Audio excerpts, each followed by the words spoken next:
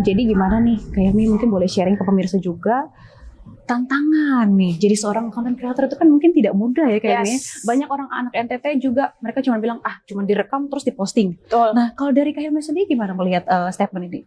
Menurutku yang paling susah itu mulainya. Jadi kayak even though kita kayak pengen deh jadi content creator, whatever, apa gitu ya. Apapun pekerjaan yang kita pengenin lah.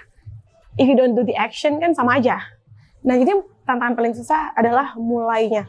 Pun aku kadang-kadang kalau misalnya bikin konten organik atau apapun kan susahnya kayak ya blocking idea segala macam. Kalau misalnya tiba-tiba stuck atau kayak bingung kayaknya video yang ini kok nggak naik ya, kenapa ya?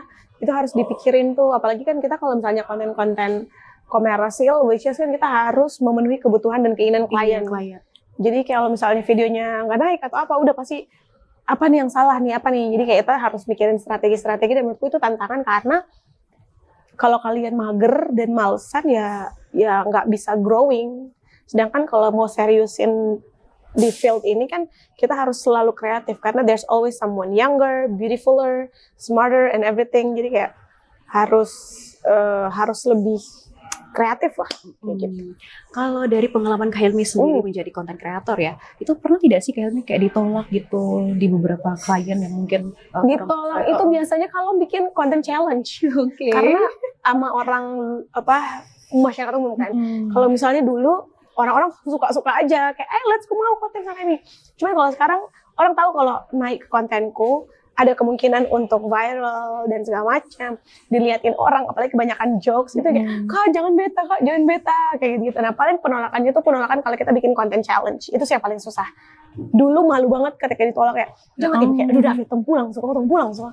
Tapi kalau sekarang tuh kayak ya udah kalau ditolak yang kayak ya udah yang penting kita izin karena kalau kita nggak izin, jadi pernah waktu itu bikin konten di port di pelabuhan, terus ada entah kenapa saat itu kita feeling untuk blurin semua muka orang-orang di situ. Salah satunya ada bapaknya si kakak ini yang akhirnya nge-DM, kakak itu bapak saya nggak mau ya dia on frame lalali. Terus kita bilang kayak, tapi kan di blur, jadi nggak kelihatan. Cuman itu jadi pelajaran untuk oke, next mau video apapun yang terlihat sipil atau warga, kita harus tanya boleh nggak already kita upload. Jadi mengurangi hal-hal yang nggak diinginkan. Apalagi kan kalau misalnya kita kerjaan komersil terus ada orang minta di take down sedangkan videonya udah naik kan repot juga. Jadi kayak harus lebih smart aja sih. Sip. Nah nih buat permisar ya, jadi kalau pikir bahwa jadi content creator ya Kak Hilmi ya, cuman take video kemudian upload salah besar, itu butuh perjuangan juga ya Kak Hilmi. Emang sih dimulai dari videoin dan upload. Cuman kayak di balik itu ada hal-hal yang diperhatikan.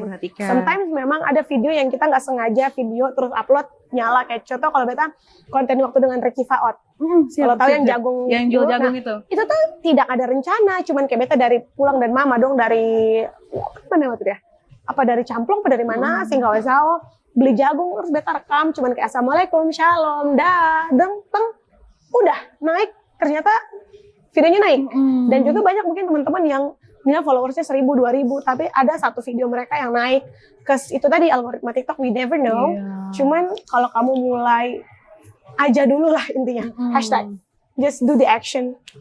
Mulai aja dulu ya pemirsa ya, dari nol ya. Kayak benar. Dan akhirnya sekarang udah sampai ke baru di titik ini, belum sampai. Kayak baru di titik ini, there's so many steps yang harus kita lewatin. Jadi kayak ya udah baru di titik ini. Jadi kayak kita semua akan growing together. Growing together with Kak Hilmi juga nih. Yes, mantap.